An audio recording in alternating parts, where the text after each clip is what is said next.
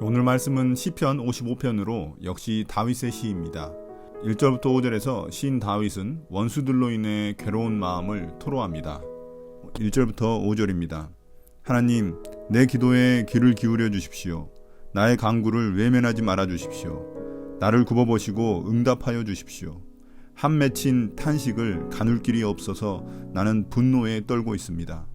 저 원수들이 나에게 악담을 퍼붓고 저 악인들이 나를 억누르기 때문입니다. 진실로 그들은 나에게 재앙을 쏟으며 나에게 원한 맺힌 마음으로 분노를 터뜨립니다. 내 마음은 진통하듯 뒤틀려 찢기고 죽음의 공포가 나를 엄습합니다. 두려움과 떨림이 나에게 밀려오고 몸소리치는 전율이 나를 덮습니다. 시인 다윗은 자신의 기도에 하나님이 응답해 주시기를 간구합니다. 그는 원수들의 악담과 그들의 압박에 너무나 마음이 괴롭고 분노가 치밀어 오릅니다. 이로 인해 마음이 진통하듯 뒤틀리고 죽음의 공포마저 엄습합니다. 도대체 그에게 무슨 일이 일어났길래 그럴까요? 6절부터 11절에서 시인 다윗은 자신의 기도를 구체적으로 말합니다. 나는 말하기를 나에게 비둘기처럼 날개가 있다면 그 날개를 활짝 펴고 날아가서 나의 보금자리를 만들 수만 있으련만. 내가 멀리 날아가서 광야에서 머무를 수도 있으련만. 셀라. 광풍과 폭풍을 피할 은신초로 서둘러서 날아갈 수도 있으련만 하였다. 아, 주님, 그들이 사는 성에는 보이느니 폭력과 분쟁뿐입니다. 그들을 말끔히 없애주시고 그들의 언어가 혼잡하게 되도록 하여 주십시오. 그들이 밤낮으로 성벽 위를 돌아다니니 그 성 안에는 죄악과 고통이 가득 차 있구나. 파괴가 그 성 안에서 그치지 아니하고 억압과 속임수가 그 광장에서 떠나지 않는구나. 그는 차라리 날개가 있다면 여기서 멀리 도망쳐 광야로 피하고 싶은 마음뿐입니다. 광야는 사람이 살지 않는 외롭고 황량한 곳입니다. 그런데 그는 원수들과 함께 있는 것보다 차라리 광야에서 홀로 살고 싶은 마음뿐입니다.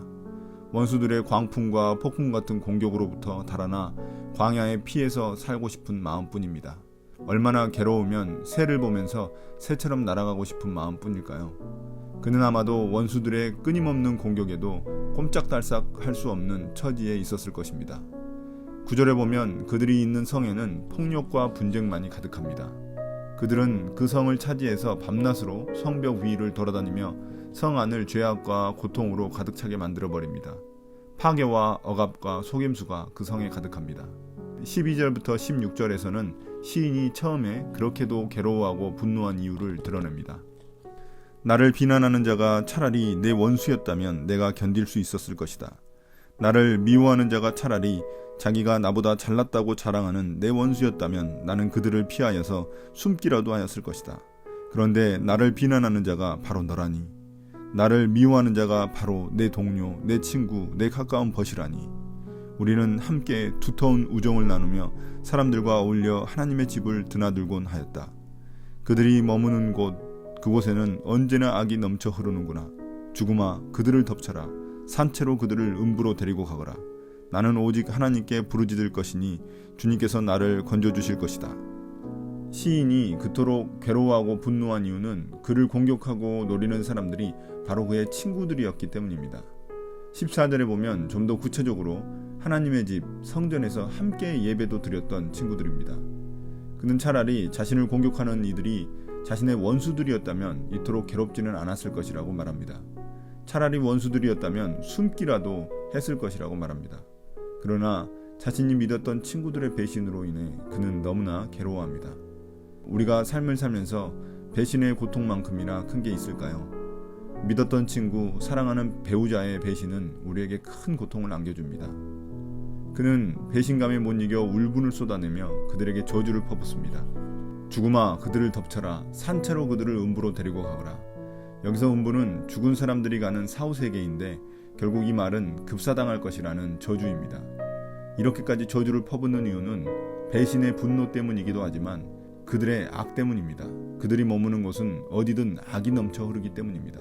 그는 17절에서 19절에서 확신 가운데 하나님께 부르짖습니다. 저녁에도 아침에도 한낮에도 내가 탄식하면서 신음할 것이니 내가 울부짖는 소리를 주님께서 들으실 것이다. 나를 대적하는 자들이 참으로 많아도 주님께서는 나에게 덤벼드는 자들에게서 내 생명 안전하게 지켜주실 것이다. 아주 먼 옛날부터 보좌에 앉아 계시는 하나님께서 나의 부르짖음을 들으시고 응답하실 것이다. 셀라. 마음을 고치지도 아니하며 하나님을 두려워하지도 아니하는 그들을 치실 것이다. 그는 저녁, 아침, 한낮에 하나님께 간절히 기도합니다. 유대인들은 하루가 일몰과 함께 시작된다고 보았기 때문에 이런 순서대로 기도를 합니다. 하루에 3번 시간을 정해서 기도했습니다. 그는 하나님이 그들을 치시고 자신을 그들로부터 보호해 주실 것이라고 확신합니다. 그 이유는 19절 때문입니다. 아주 먼 옛날부터 보좌에 앉아 계신 분, 즉 영원한 재판관이신 정의로우신 하나님이 판단하셔서 자신의 기도에 응답해 주시리라 확신하기 때문입니다. 또한 그들이 마음을 바꾸지 않고 계속해서 하나님을 두려워하지 않기 때문입니다. 20절, 21절에서 친구들의 구체적인 악한 모습을 보여줍니다. 나의 옛 원수가 손을 뻗쳐서 가장 가까운 친구를 치는구나. 그들과 맺은 언약을 깨트리고 욕되게 하는구나. 그의 입은 엉긴 젖보다 더 부드러우나 그의 마음은 다툼으로 가득 차 있구나. 그의 말은 기름보다 더 매끄러우나 사실은 뽑아둔 빗으로구나. 그들은 친구와의 약속을 깨트리고 배신했습니다. 친구의 뒤통수를 쳐서 친구를 욕되게 했습니다. 그들은 입으로는 좋은 말을 하지만 마음속에는 미움이 가득합니다. 말은 번지르르 하지만 속에서는 칼을 가는 자들입니다. 한마디로 말해서 그들은 위선자들입니다. 이제 마지막으로 22절, 23절에서 의인과 악인의 운명을 보여줍니다. 너희의 짐을 주님께 맡겨라. 주님이 너희를 붙들어 주실 것이니 주님은 의로운 사람이 망하도록 영영 그대로 버려두지 않으실 것이다. 하나님, 주님께서는 반드시 그들을 멸망의 구덩이로 내려가게 하실 것입니다. 피 흘리기를 좋아하고 속이기를 좋아하는 자들은 자기 목숨의 절반도 살지 못하게 될 것입니다. 그러기에 나는 주님만 의지하렵니다. 시인 다윗은 의인을 위로하고 격려하는 말로 스스로를 향해 격려합니다. 여기서 내 짐은 염려, 걱정을 말합니다. 주님께 너의 모든 근심, 걱정, 염려를 맡기라는 것입니다. 왜냐하면 주님이 피난처 되시며 의인을 도와주실 것이기 때문입니다. 의인이 결국 망하도록 내버려 두시지 않으실 것이기 때문입니다. 하나님의 자녀가 하나님을 붙드는 한 망하지 않는다고 굳게 믿기 때문입니다. 반면에 악인은 결국 멸망의 구덩이로 내려가게 하실 것입니다. 한순간 악인들이 잘 되는 것처럼 보이지만 그들은 마침내 망하게 됩니다. 친구를 배신하여 남의 눈에 피눈물 흘리게 하는 자들은 목숨의 절반도 살지 못하게 될 것입니다. 제명에 죽도록 하나님이 내버려 두시지 않으실 것이기 때문입니다. 오늘 시편은 친한 사람에게 배신당한 자의 기도를 보여줍니다. 세상 살다 보면 이런 뼈아픈 경험을 할 때가 있습니다. 친한 친구에게 배신당할 때도 있고 심지어 배우자에게 배신당할 때도 있습니다. 그러나 배신당하는 것보다 더 아픈 것은 그들이 악을 행하며 하나님을 무시하는 것입니다. 이런 악에 맞서는 길은 하나님의 공의를 믿고 악인들의 패배를 위해 기도하는 것입니다. 저주를 퍼부을지언정 내 손으로 복수하면 안 됩니다. 복수는 나의 것이 아닌 하나님의 것이기 때문입니다. 저도 이렇게 말하지만 되갚아주고 싶은 게 사람의 본성입니다. 그러나 그러다 보면 자신 속에도 동일한 악한 마음이 일어납니다.